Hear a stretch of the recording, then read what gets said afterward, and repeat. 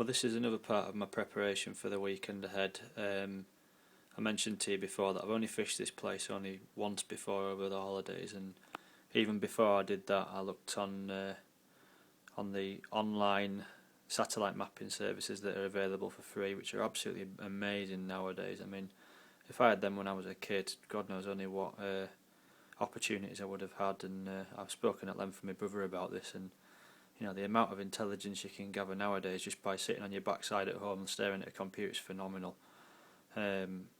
So this is the water I'm going to be targeting. As you can see, it's got loads of features. It looks fantastic. I've been out on the bank, like I said, and had a good walk around it. You know, you can never beat eyes on a place and actually walking and getting a feel for a place.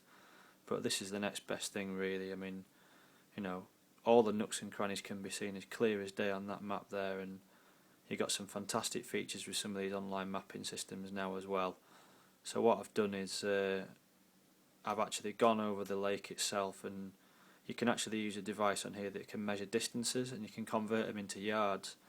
So on another separate map, which I'm not going to show you because that's my secret little map and I've been working on it for a little while, I've actually sort of scanned the areas where I'm looking where I want to fish and got the distance in yards to, you know, very, very accurate indeed. So it means when I'm out on the bank I've got a copy of the map and I can cast to sort of those distances and know when I can clip the line up that I'm going to be fishing mega accurately to the features I'm wanting to try and approach. So don't ignore this the service we've got nowadays. It's absolutely fantastic, and it cuts down loads and loads of hours on the bank hitting a marker around and loads of disturbance. So if you're after a quick day's fishing, this can really cut down a lot of the prep work. And like I said, before Christmas I spent a couple of hours just studying this map, and when I went piking and picked a couple of likely spots, and because I'd spent the time to do that here, I actually caught a decent pike within about 10 minutes. So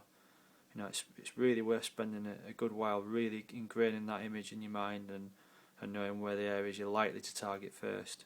It's not to say that you should make your mind up before you get down, certainly not, but this really does cut down a lot of the prep time.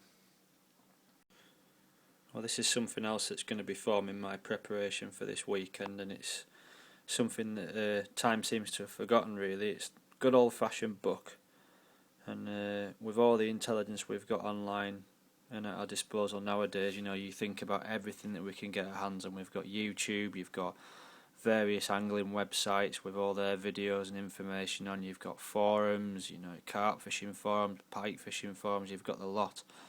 Not to mention satellite mapping, what I've touched on earlier on. It's easy to forget what you've actually probably got sat gathering dust on your bookshelf really, and I tell you something, some of these books and the early publications are absolute dynamite, and this one is, you know, I've got the chapter up in here, cold water carping. This time of year, some of the information you can gather out of these books it can be absolutely critical, and it can make that difference. You know, it's these small little things that you sort of pick up during your sort of time off the bank that can make a massive difference when you're on it. And this particular book is To Catch a Carp by Tim Paisley and Friends, the Gospel according to St. Tim. And you know, what he didn't know about carp fishing isn't worth knowing really, is it? So you'd be, you know, foolish to ignore this kind of resource, especially if you've got it on your bookshelf. And you know, some of the books nowadays, you know, only cost a tenner, and the information you can gather from these, you know, there's reams and reams and reams, chapters and pages on all sorts of stuff. And you know, this information here is crucial, and it's stuff that's been gained from hours spent on the bank and observation and intelligent thought applied behind it. And I'll tell you something else, wouldn't one of them be nice this weekend? I'd love to get one of them. It's an absolute cracker that any time of year, let alone in the winter. And Mr. Paisley's rightly got a massive smile on his face, and I don't blame him.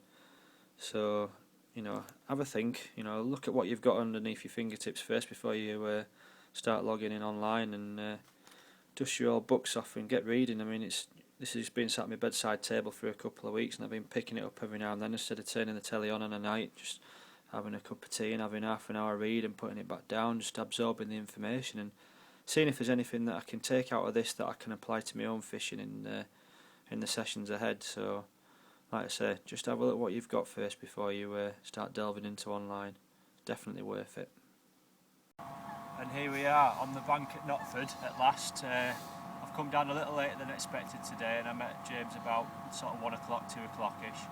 We've had a little bit of a walk around because it's quite busy today, so I've been chatting to a few of the other anglers on the bank.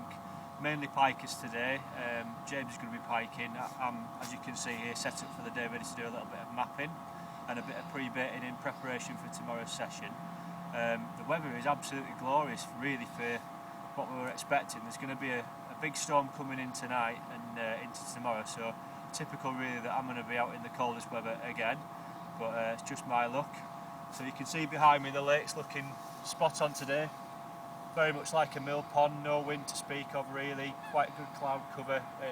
The air temperature's quite good, the water temperature's been steady for the last week, so we'll see if James can get into a couple of pike later, but between now and then I'm going to be wandering around with the marker rod. I've got my marker float set up here. I've got my box of coconut banana boilers I was telling you about at home earlier on in the week, and I'll be putting a few of those out. I've got my glugs and my dips and catapult, and I've also got the other thing I was telling you about, my map. Now what I've done is I've printed this off and I've laminated it, and it's got all my features on there, and all my distances and everything that I was telling you about. I've brought my marker pen, so what I'm going to be doing is go and have a little wander around in some of the quieter spots so as not to disturb any of the other anglers, trying to find the features, trying to find anything of interest. I've got my permanent marker, it means I can scribble it down on this paper here, and when I get home I can transfer it to the one on the computer, the master copy, and I can make a note of everything that I want to take note of for the season ahead on the lake, because it's those kind of things that if you can do now while it's quiet will really stand you in good stead in the summer months when you're trying to find a spot where it's hard going and there's a lot of other anglers on the bank. So I'll sign off for now. I'll hopefully catch up with you soon, and hopefully we've got a pike or two to show you, and then tomorrow we'll try and get into some carp. Well, I've left James to his piking, and I've come for a little walk around without the rod at the minute, just to have a bit of a reconnaissance of the place, and I brought a pocket full of baits and my catapult and some polarised glasses, and just have a little wander around and have a look first before I start crashing leads in and stuff, because it's amazing the amount of disturbance you can cause unnecessarily. And like I said, I've studied the map pretty well, and I know what kind of areas I want to target and want to approach, and I don't want to be messing around too much and just getting eyes on the place, because if I'm crashing a lead around, the chances are I'll be spooking any fish, and if they are in a position to show themselves on a short spell, then I'm going to diminish that a little bit, so something to be mindful of. In the centre of the screen there on the far margin you can see Mr Davies on pest control, getting all those jacks out so I can get some bigger pike later on. So I'm going to have a little wander around because he's forgotten his scales, not that I'll need them, but I'll have them later on when I get me £20 pike out tonight. Well, this is an illustration of the clarity of the water, and down there it's a really thick sort of bed of lilies. I've only thrown a couple of baits in just to demonstrate the clarity of the water and how these baits really sort of shine on the bottom. The principle behind me using these at this time of year is twofold. The first thing is that they are a sweet birdseed based lighter mix, so the fish are more inclined to eat them than a heavy fish meal, and they're really pungent so in the water. And I tried this last night actually in just a bottle of water I had around the house. I put a few baits in the bottom of it, and after an hour or two it sort of gave that really hazy viscous look around the baits, which obviously denotes the sweet flavours coming out in them. So that's the main reason, obviously, is the smell, but the second reason is they look really washed out. And I've used them before on the A1 pits, and although I didn't get anything that session, nobody actually did on pit 6 that time. It was a tough going session. It was the first real cold snap of the year. As usual, I like to get myself out in rubbish weather, but never mind. But the principle's there, and if there's bait going in and there's been bait going in here, hopefully they'll come across these and they'll smell it as sweet as they are, they'll look washed out, and they'll not feel quite as wary. And if they're going to have a bit of a feed, then hopefully a few of these baits around tonight might just encourage them, and tomorrow when I come here with my small PVA bags and individual baits, I might stand a better chance. Well, it's now about 4:15, and I've spent a bit of time walking around this particular area of the lake to have a bit of a reconnaissance and try and make my mind up about where I'm going to fish tomorrow. I've sort of come to the conclusion that given the wind direction and the weather tomorrow, that this part of the lake's going to be the best bet for us. I had a walk around earlier on, as you've seen in the video, where the other side there, over there, is where I put the baits in the lily beds, and I'm going to definitely have a crack there tomorrow, I think, providing the weather conditions. So I didn't want to make too much more disturbance today, crashing leads around and whatnot. I know where I'm going to have a go tomorrow, know what I'm going to be doing, so keep disturbance to a minimum. And like I said before, it's always good to have eyes on a place, and just being here now and just taking it in and seeing if I can spot some telltale signs of fish feeding or anything like that. But for now, for the last hour, I couldn't resist fishing in this little channel here for a pike.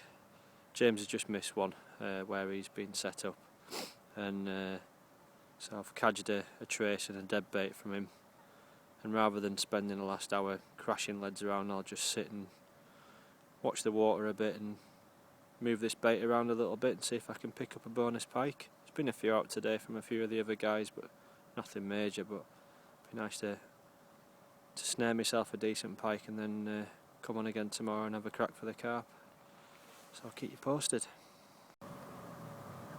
Well, it's just coming to last knockings now. There's not a lot of light left, and I've been sorry, my rod just clanked then. I don't know if you saw that on the camera. There's nothing near it. The float's not moved, but that was very unusual. I've just come into this little corner here for the last 10 minutes just to try it out, and I just thought I'd try and sign off with one last video. I'm a little bit preoccupied about what that float's going to do now, because that rod's just got a hell of a clonk. So we'll see. Wouldn't it be great to sign off with a good pike? You never know. But yeah, it's a lovely evening now. It's really still, the wind dropped, and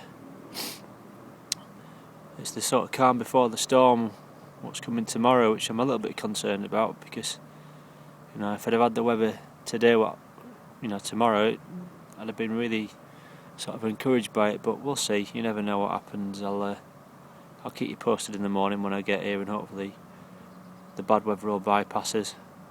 Fingers crossed anyway. I'll see you tomorrow. Well, good morning and welcome back. It's now Sunday morning, and I left you last night as I was having a little bit of a go for the pike, and decided to sort of leave the mapping yesterday. As you can see, the weather's dramatically different to yesterday. Still not very much wind, but it's very damp. It's not cold though, not as cold as I was expecting it to be. And you can see from the wind direction that it's swung around now to an easterly, so that's not brilliant, but I'm in quite a sheltered bay, and I've got a feeling the fish will have been in here for a while. So I've got my bank sticks out ready there. I've just taken a bit of time to get myself prepared before I actually cast out, and I'm about to put my first rod of the day out, which is going out on a chod rig, which is not a rig I've had a great deal of sort of experience with. I started using it maybe at the end of last year.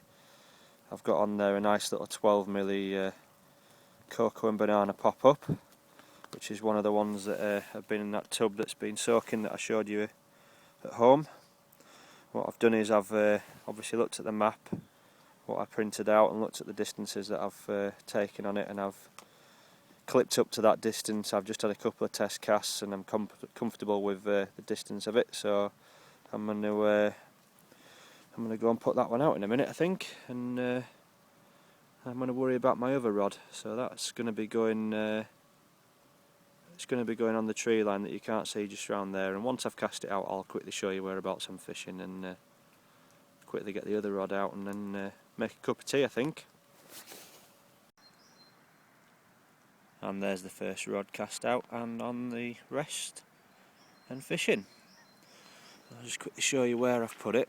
You can see along this tree line up here, there's one that juts out, and then there's another one that's quite pronounced. So I got it in that area there, and yesterday afternoon when I was wandering around, I fired a few baits in from behind the tree, just sort of in and around there, just to get that sort of cocoa and banana scent in the water, and if there is any holding up there, see if they won't mind having a free munch on that last night, and see if they fancy a pop up this morning. And that ghostly apparition in the distance over there is James again. He's decided to go back there from last night, where he lost one. So good luck to him. He's trying a couple of different things to do, which I'm sure he'll be telling you about, but hopefully he can get that pike that he missed last night. Time for the other rod out, I think. And here's what's just about to go out on my other rod. It's just a small PVA bag with a combination of some microfeed pellets and some of the crumb down cocoa and banana boilies. I've got the rig I showed you at home, just the straightforward snowman rig. I've obviously trimmed it down in terms of length to accommodate for the size of the bag. It doesn't need to be a huge long hook link. And I'm going to put this out just sort of over to the left there, where the end of that little island is, where I baited up last night with a few, maybe it's about 20 baits, nothing too much. And that's going to rest over there alongside a dead lily bed, and fingers crossed we'll get some action for it. So I'll keep you posted, but we'll see how we get on. Well, it's now about 1:30, and I had a little bit of a break earlier on and I wound in and went round to see James and give him a bit of a hand with a pike rig that we've both been discussing and he's been working on to try and perfect, and we've been sort of tinkering with that and putting the theory into practice on the water, and it seems to be working really well for him. So well done with that one, James. I'm sure you're going to catch a lot of good pike with that in the season to come, and hopefully I will as well. So I came back round a short while ago and decided on recasting into some different areas, and I've now moved the left hand rod from off of the tree line now into the open water straight in front of you, sort of in line where you can see the coot that's just passing in between my rods now, about that kind of distance, but more towards the group of three that are in the centre of the screen there. And the right hand rod I've put back in pretty much the same position. Same principle with that one. I've carried on using the snowman rig and the small PVA bag with pellets and boilie crumb. The left hand rod, I've actually changed the bait on that now. I've come off the cocoa and banana on that one, and I've used a 12mm pineapple fluoro pineapple pop up from Berkeley. So I'm going to give this a good go this afternoon now. I think I'm a little unsure whether I'm going to recast again. I don't want to cause too much more disturbance, and if there's fish in the area, hopefully they'll be comfortable enough to feed. But you can probably hear the rain pelting down off the brolly now. It's chucking it down a little bit more than it was earlier on, and we are forecast some snow, which will not be that great, but never mind. There's not a lot we can do about it this time of year. It is February after all, so we've got to expect the weather not to be too great. We'll stick it out for a few more hours yet. There's not been any bleeps to anything yet, but hopefully we'll see some kind of a sign, gives some kind of a clue, and I can leave the lake today with some more questions to be asked and some more intelligence to be gathered, and start and formulate a plan for the year ahead. But we're still out here, and I'm enjoying myself. I've had a nice cup of tea and keeping myself warm and focused, and just watching the water and thinking really more than anything else about what I'm going to be doing in the season ahead, and hopefully planning on trapping some decent fish.